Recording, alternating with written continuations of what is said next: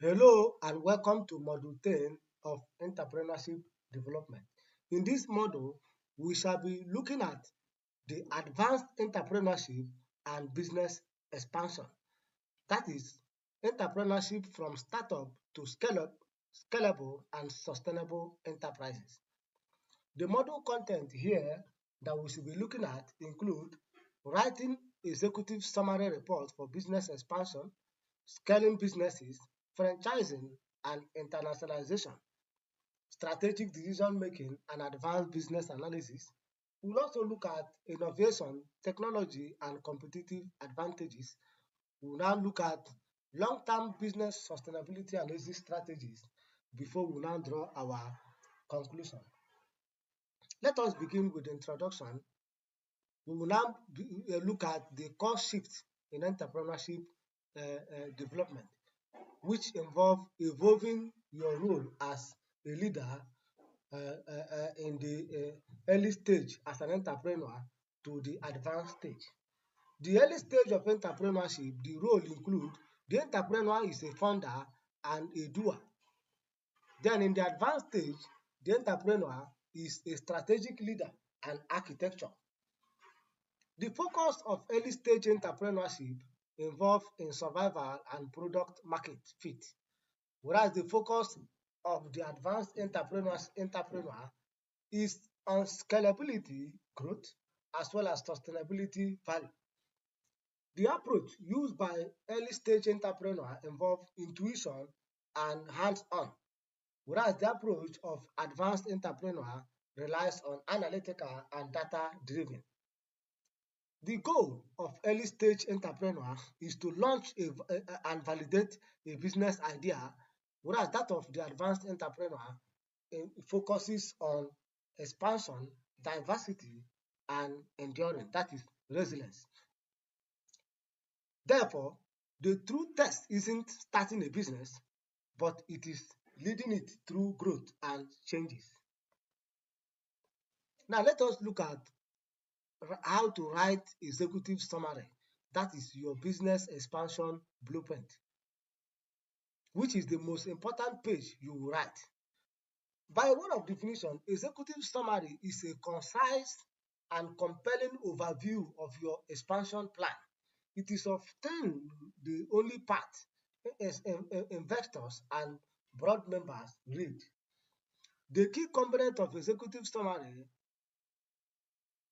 for expansionary businesses include the following. One, company overview. Here, you now express who you are and your record, your track record. Number two component is expansion objective. Here, you specified your business opportunity, that is your new market trend, new product, which lies on your objective. Number three component is market opportunity. Here, you express data backup proof of your demand. That is your market demand for the proposed business. Number four stage is financial highlight, where you specify your financial projection as well as your cost and funding required. Then ask such question, what you need from stakeholders. The tips for writing executive summary is that write it last, even though it appears first, but executive summary must come last. Keep it up to 1 to 2 pages and start with your most compelling fact. So executive summary should be at least between 1 or 2 pages. Now let us look at the pathway number 1, that is scaling your business, growing efficiently, not just expanding. Growth may be defined as a way of adding revenue at the same rate you add resources. That is the linear growth rate. Whereas scaling, on the other hand, refers to as adding revenue at a much faster rate than the cost, which is exponential. The key strategies for scalability include: one, standardize your process, which involves create a repeatable system. Then number two, automate and integrate your technology, which involves using digital tools to handle your volume. Number three, build a leadership team, which involves hiring capable managers, not just doers. Then number four, focus on core competence, which involve outsource the rest. So having known that, let us look at the pathway two, which is the power of franchising, which is involved expanding through partnership. So franchising allow you, the franchisor, to license your brand or system to independent operator known as the franchisee. Some of the advantages of franchising include: one, it involves rapid expansion with less capital. Number two, it motivates local owner operators. Number three, it involves sharing financial risk. However, some of the disadvantages of franchising include: it is involve less operational control. You may not have control over your business again, having franchised your business to another person. Number three, it result to brand reputation is in others' hands. So your brand reputation will be in other person's control. Number three, it involves legal complexity. So when the person that you franchise the goods has problem, it involves complexity in terms of legal prosecution. Then the best practice: business with strong, replicable, and well-documented model. So it is best for every business that has a very strong, replicable, and well-documented model. So franchising is for business that has strong and well-documented model.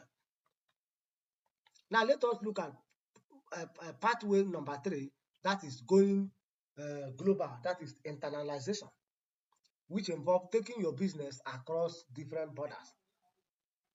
Internalization may be defined as expanding into foreign market, which involve offer access to new customers and diversification, but come with higher complexity.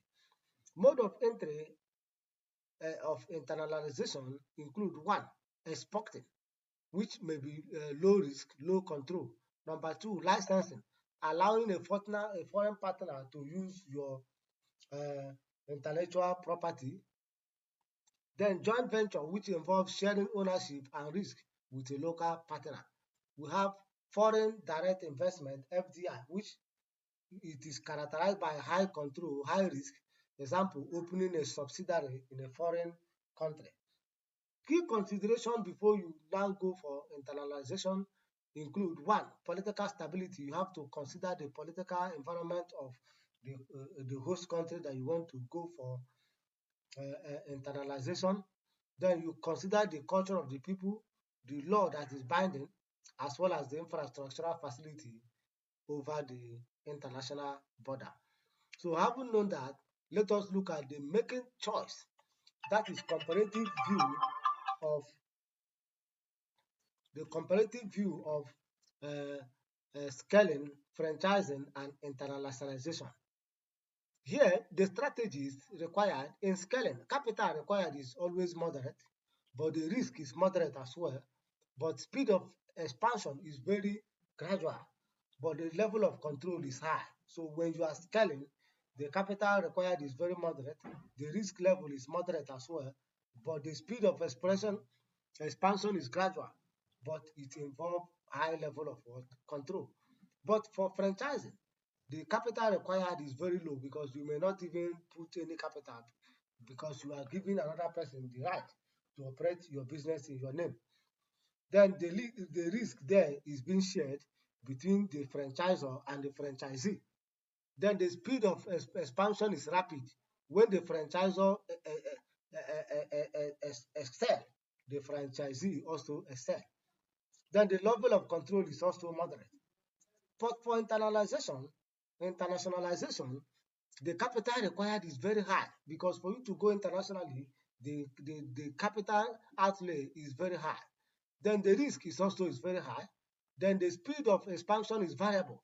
It may be high, it may be low, depending on international, based on the consideration of international factors. Then the level of control is very high and may be low at times. Therefore, the right pathway depends on your resources, risk tolerance, and long-term vision as an entrepreneur. Having known that, let us look at strategic decision making for growth.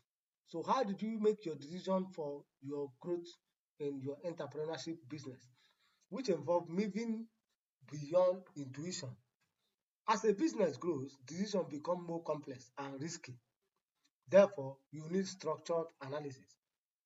The strategic decision-making process include one, you have to analyze first, assess internal capacity and your external environment. So first thing to do is to analyze your internal capacity and the internal environment which your business operates. Number two is to formulate. Here, you define your objective and identify the strategic option you use to achieve your objective. Number three step is to evaluate, which involve the use of data and tool to assess feasibility and risk involved in the business. Number four is implementation and control. Here, you execute and track your performances. Some of the approaches used in this decision making include rational decision making model, which involve evaluation of different alternatives before you now select the best alternative. We also have intuitive decision and evidence-based management, which rely on data and analytics, not just guess feel. So having known that, let us look at your strategic tool pick, which is advanced analysis. How do you analyze your environment? There are different framework for business analysis for clear vision. Number one is PESTO analysis. PESTO analysis was developed by Docker, which involved the scanning of your macro environment, which entails the analysis of your political, economic, social, technological, legal, and environmental forces that influence your business. We have Porter's 5 forces, which involve understanding the industry's competition, like the rivalry, threat of new entry, suppliers, and threat of substitute. We have financial analysis, which involve quantifying the risk and return. Some of the tools used is NPV, that is NPV, net province variance, IR, that is internal revenue return. We have payback period and the sensitivity analysis. So net present value, that is the NPV, net present value, internal return revenue, which is IRR, payback period, and sensitive analysis. These are the financial tools used in financial evaluation. We have data analytics, which involve using BI tool, predictive modeling, and AI for forecasting your finances. These tools turn uncertainty into calculated risk. Having known that, let us look at innovation and technology, which is your core competitive edge. It differentiates. It's either you differentiate or die. Therefore, innovation is the application of creative idea to create a value. It is the engine of competitive advantage. There are different types of innovation, which include product innovation, process innovation, business model innovation. The competitive advantage, according to Porters, include cost leadership, which involve to be low-cost producer, that is always driven by process innovation. So cost leadership involve innovation using the least cost to produce a particular product. We have another competitive advantage, which is differentiation method, which involve offering a unique value directed by driven by product or services innovation. Sustainable advantage requires continuous innovation, a strong brand, and a barrier to imitation. Having known that, let us look at building for long-term, time. That is your sustainability. Profit with purpose. So long-term sustainability rests on 3 pillars. Number one, economic sustainability, which involves maintaining profitability, strong cash flow, and prudent financial management. We also have social sustainability, which involves treat employees, customers, and community ethically. Involve the use of ethics in terms of your employee, customer, in fact, in terms of all the stakeholders, always employ ethical rules. Number three sustainability area is environmental sustainability, which involve to operate responsibly within your environment. That is, you have to be waste reduction conscious and responsibly sourcing. Thus, integrating ESG, that is environmental, social, and governance principle, build resilience and investors' confidence. Having known that, let us look at the final chapter, which is the exit strategies.